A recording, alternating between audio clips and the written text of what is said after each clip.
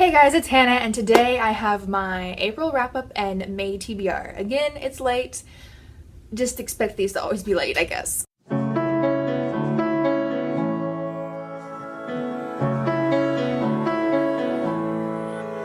Got a special guest today. Y'all seen her before, but this is Jasmine. She doesn't want me to hold her right now, apparently.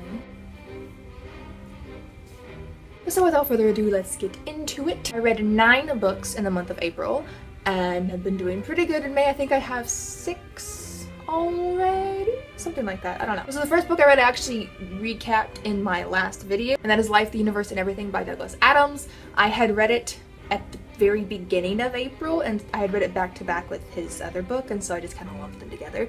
So technically I read it in April, but you know, I already reviewed it. So just basically Hitchhiker's Guide to the Galaxy. It's the 3rd book in the series. It's a great series. It's hilarious. You need to read it. Next book I read in the month of April was Girl in Pieces by Kathleen Glasgow. I'm not sure how to say her last name. This is another book that it deals with mental health, and so I don't want to tell y'all much about it. I figured out why that is. It's because I really like going down the emotional journey with the characters, and I feel like you can best do that when you don't have a whole lot of pre-assumptions, I guess you could say. So I like going into these a little blind and like just knowing that it's supposed to be a good book, and so I think y'all would like going into them blind and just knowing that it's a good book. So I've discovered that that's why I usually, when it's a book regarding mental health, I'm just like, it regards mental health, there's these things, it's great, and not like give you a really detailed plot summary. So Girl in Pieces is actually about a girl who cuts herself and does self-harm, and it's about her journey with that, and it is beautiful. I absolutely loved it.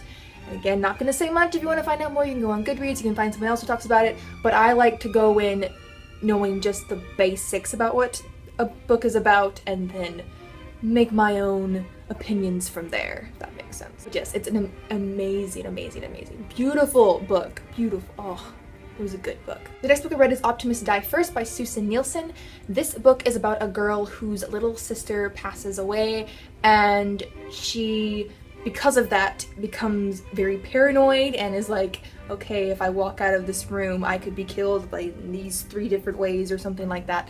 She's very paranoid about her safety because she thinks anything could, like, you know, kill her at any moment. And it's just about her journey trying to get over that and meeting other kids who are in kind of like this support group and her journey with those people, and it was a really good book too. And I really liked all the crafty aspects of it because I'm a crafty person, so that was... The next book I read was Love Letters to the Dead by Ava Delaria. This book is about a girl whose sister passed away, and as a school assignment, she is told to write a letter. Don't write that.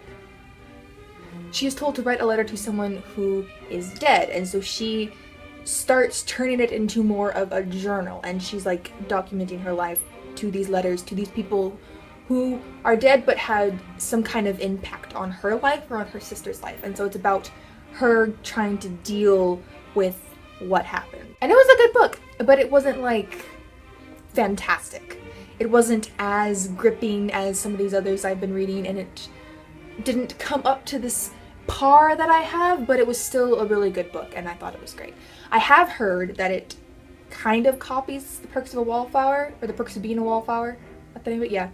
I haven't read that book, so I can't tell you if that's the case, but I do know that I really enjoyed this one. The next book is Celia's House by D.E. Stevenson, and let me tell you, I always seem to have just a little problem with D.E. Stevenson's books. They're always like good, and I like them, but there's always like one little aspect that I'm like, that is kind of creepy. So if y'all remember, the last D.E. Stevenson book I read was Listening Valley. It was great. I loved it. Set in World War II. The only problem I had with it, I made a whole video, which again I'll link down below. I link that video a lot because this comes up a lot. The only problem I had with it is at one point a 17-year-old marries a like 63-year-old. And that, I can't do that. Now in this book, the cousins get married. They're like, okay, they're like, what, first cousins, I guess, or second? I don't know. But they're related, okay? If I see you at a family reunion, I'm not marrying you, okay? And the funny thing about it was, I was reading it, And the way it was going, I could tell that they were going to end up together. But I didn't want it to happen. I was like denying it, like, no, there's no way. They're related. They're cousins. That's weird. And then, but I knew it was a common thing way back when. And I was at a Bible study and they were talking about it. And like some people in the Bible were like second or third cousins or something like that. And they were married and everyone's like, that's weird. And the teacher was like, well, that was common until the 1920s. And I was like, dang it. Because this book is set in like the 1920s or something like that. 20s, 30s, I don't remember. But set in a time where that was still a common and accepted practice. And I can't do that. I can't do that. But other than that little aspect, it was a good book and I liked it. And I liked E. Stevenson's books. They're good books. The next book I read was amazing and I can't wait for the movie. And I bet you can already guess what it is because I said movie. And that is Everything by Nicola Yoon. This book is beautiful. It's so cute. I love the relationship between Ollie and Maddie. It's just adorable. It's amazing. I saw I saw it come, but it was still great, amazing, loved it. So beautiful, and I don't want to like spoil anything, but basically it's about a girl who is allergic to everything. And so she's never left her house, but then a boy moves in next door and he's a really cute boy. She's like, maybe I need to, you know, see what I'm missing out on. I'm missing out on something here. Look, I'm missing out. And so then it kind of goes from there and they start, you know, like talking and stuff, and it's just great. And I can't wait for the movie. I've heard good things about it. I'm excited. The next book I read was Johnny, an Unforgettable Story by Johnny Erickson Tada. The book is like an autobiography, I think. Is that the one with the person who it's about writes it, I think? I don't remember. But it's one of those things. But Johnny, she went diving and she hit her head, and so then she was paralyzed from like here down. And then it's like about her recovering from that and her like experience with that and stuff. And it was good. Honestly, it was kind of boring. And honestly, Johnny kind of annoyed me, which was weird in this sense. Because normally if a character annoys me, it's a character. It's this fictional being in a book that only exists in the book or in fanfiction that people write elsewhere. It's not a real person. And so me not liking them, it's fine. If they annoy me, it's like, I don't know, it's different. But with this, she's a real person. But she annoyed me at points in a way that a character would, and it was kind of weird, if that makes sense. I don't know, it was weird to read someone who's like a character, but to be annoyed with them because they're real, so then it's weird. I don't know if this is making sense at all, but it was strange to me. Cat's back. You can't see her, but she's back. She'll give you a little taste of her. Are you ready? There's Jasmine. Say hi, Jasmine. The next book I read was a very interesting one. Very interesting. And that is Dead is the New Black by Marlene Perez. I'm not sure. This book is strange. It's about a girl whose name I don't remember, but it's set in a town called Nightshade, and like weird things are happening in Nightshade, but it's like some people are like, oh, this is normal, vampires and yada yada, it's fine, and other people seem to not know about anything that's going on. I didn't know about anything that's going on. But okay, so the main character, her sisters are all, and her mom are all psychic, but she's not. But she kind of, a girl shows up dead. That really confused me though. At the beginning, where this girl shows up with like a coffin and stuff, was like, was she actually dead? I think she was. I don't know. I really don't know. But basically, a lot of paranormal stuff going on. She ends up trying to help solve it. There's like this romance that happened really fast.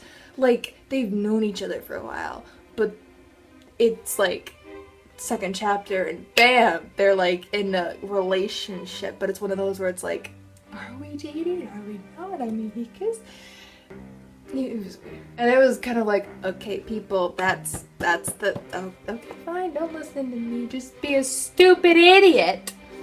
So there's a whole series, and I have the whole series actually, because they had these at my, if you can't tell by this, at my library's used bookstore. I got them because they had the whole series for like $1.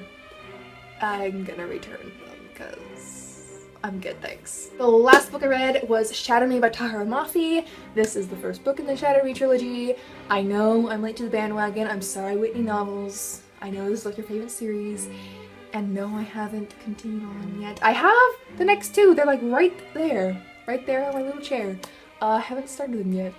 I liked this, but it wasn't like, oh my gosh, amazing. Sorry, but it was good. But honestly, I feel like I need to like get into the second book to like it more, maybe. I don't know.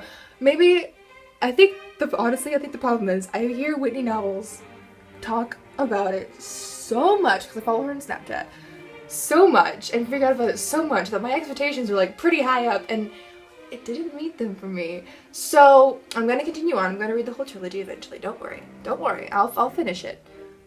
But it wasn't as great as I was expecting it to be. But it was really good and I really liked Tahereh's writing style. I couldn't pinpoint what it was exactly, but I really liked how she could translate like anxiety into the way her sentences flowed. Hard to explain, but basically the character has like a lot of anxiety and you can tell not just by what the words are saying, but like by the way the sentence is laid out, sort of thing. It was really good. I really liked her writing style. So I will definitely be continuing on the series. And I enjoyed it. But honestly, the whole Warner thing really confuses me.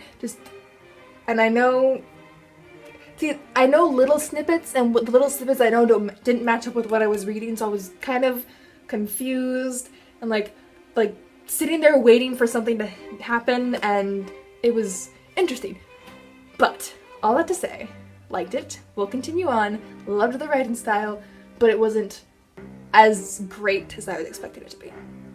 So that is all I read in the month of April, so now let's go on to the May TBR, even though it's already almost the end of May, and I've already read a lot of books, so I don't know what I'll do. I'll just show off the library books I have again. That seems to be a theme. So, quick run through.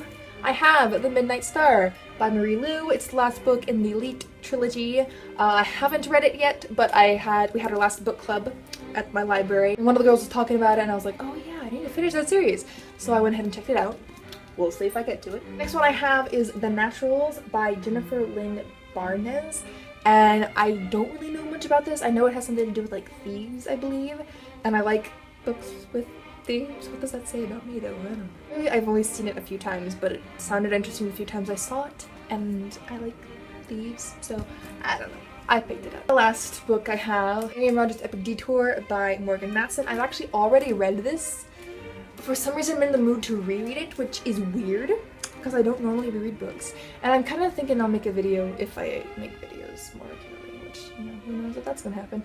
But I'm kind of thinking I'm gonna make a video about reading tastes changing, because mine's changed a lot, I feel like. So, I don't know. I might reread it, might not.